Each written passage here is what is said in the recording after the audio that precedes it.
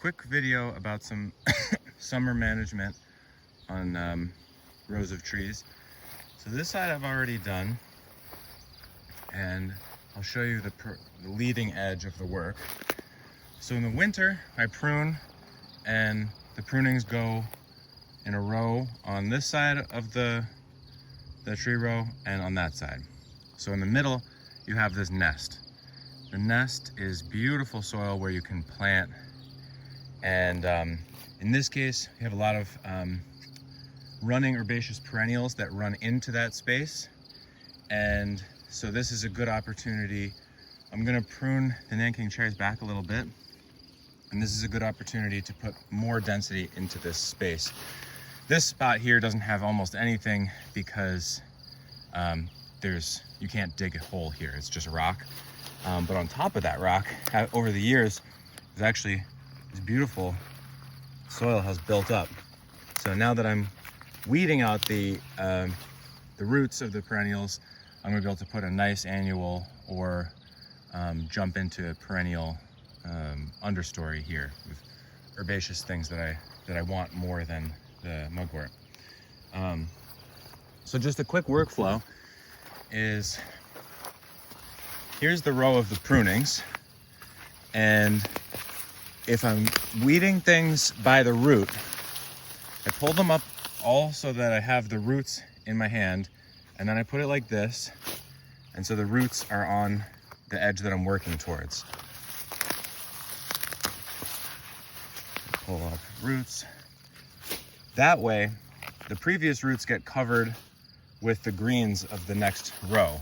So over here, you don't see any roots exposed. And that's mostly because I don't want any of the soil that's on the roots to oxidize and be degraded.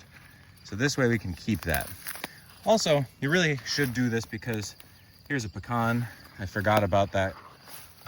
There's a chestnut seedling that came up from seeds I put in the spring.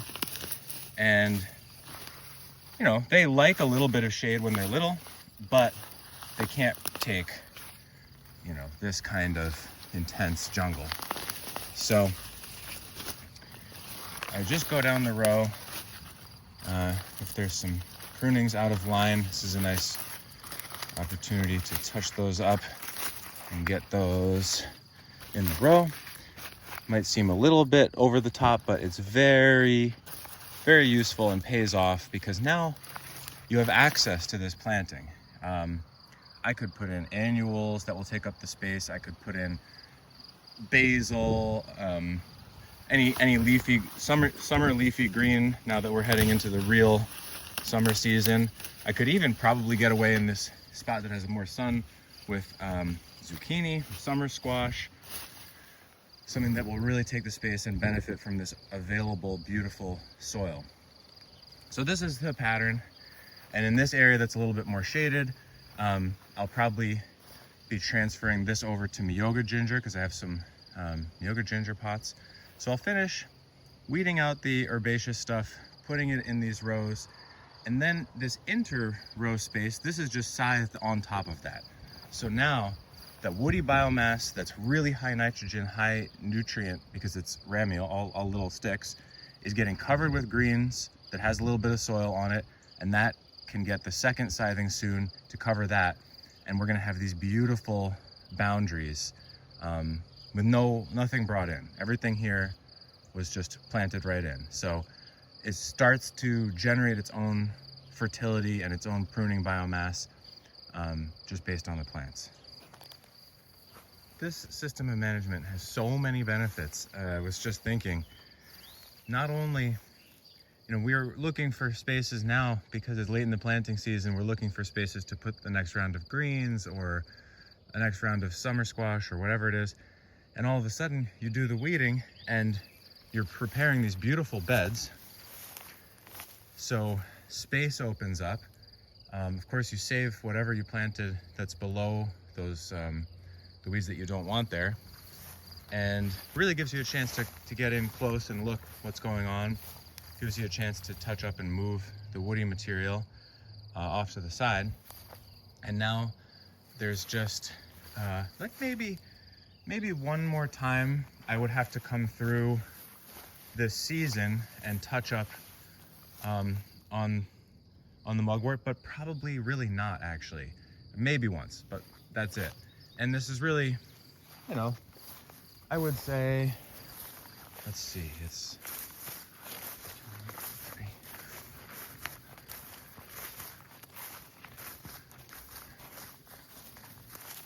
12 meters, and you know, probably took me half an hour. So fairly slow, but really I just have to do that one time in the season. Now plant in a whole bunch of stuff that I wanted to prep bed space for anyway. So yeah, I think that's all I wanted to say about it. Very good way of managing the weeds, getting all the nutrients out of the weeds. You know, now all the mugwort, the rain will wash out the nutrients right into the decomposition area of the wood, keep it moist. That'll start to break down, and it'll really, you know, this will turn into some fertilizer for the trees that are in this row this season and then next season.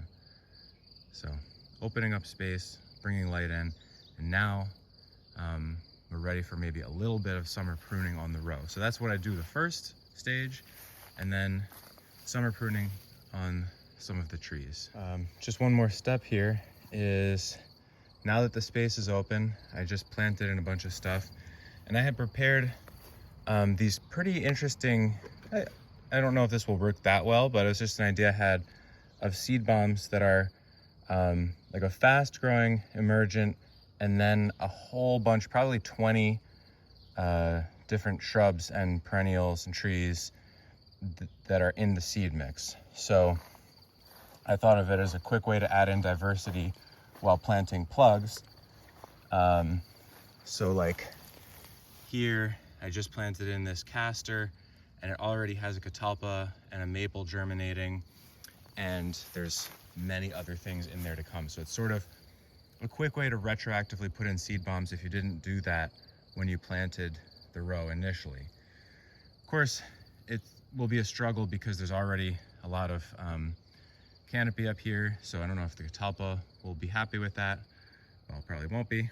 The maple will be fine with that, but a little bit of pruning could help get some of those species established in the tree row.